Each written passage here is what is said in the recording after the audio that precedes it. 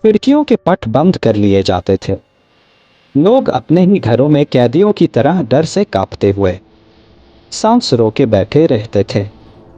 हर आहट पर दिल दहल जाता, हर पत्ते की सरसराहट पर लगता जैसे गांव के बाहरी छोर पर बसे खेतों से आई यह चीख किसी औरत की थी जिसमें दर्द से ज्यादा हैरत और खौफ था। जिन लोगों की हिम्मत हुई उन्होंने अपनी खिड़कियों की दरारों से बाहर झांका।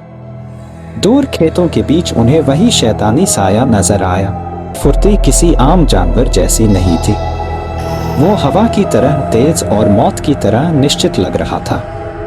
लेकिन इस बार मंजर कुछ अजीब था, कुछ ऐसा जो किसी की समझ में नहीं आ रहा था।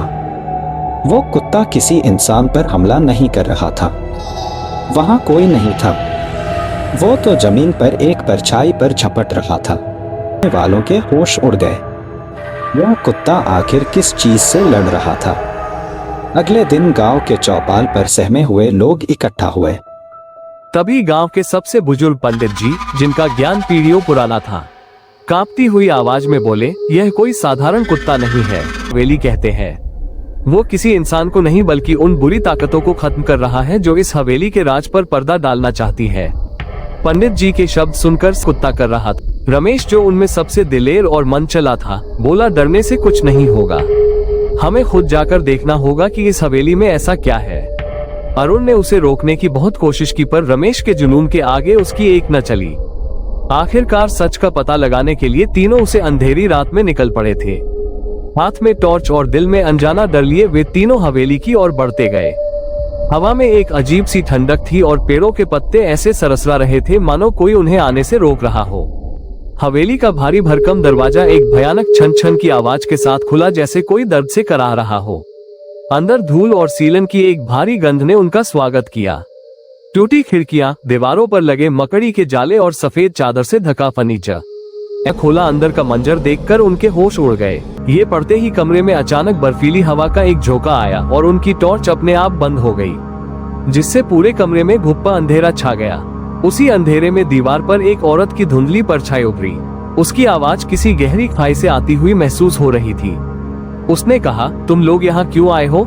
वो तुम्हें जिंदा नहीं छोड़ेगा, वो हमें बचाने के लिए किसी को भी मार सकता है, जाओ यहाँ से। इससे पहले कि वो कुछ समझ पाते, कमरे का दरवाजा एक जोरदार धमाके के साथ टूटकर अंदर गिरा।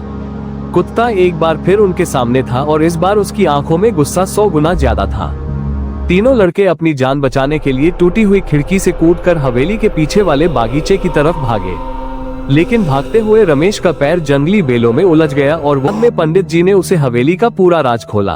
उन्होंने बताया कि 25 साल पहले उस हवेली में ठाकुर रघुवीर सिंह नाम का एक क्रूर जमींदार रहता था। उसने अपने एक वफादार नौकर के परिवार यहीं भटकेगी और इस हवेली में कभी कोई चैन से नहीं रह पाएगा।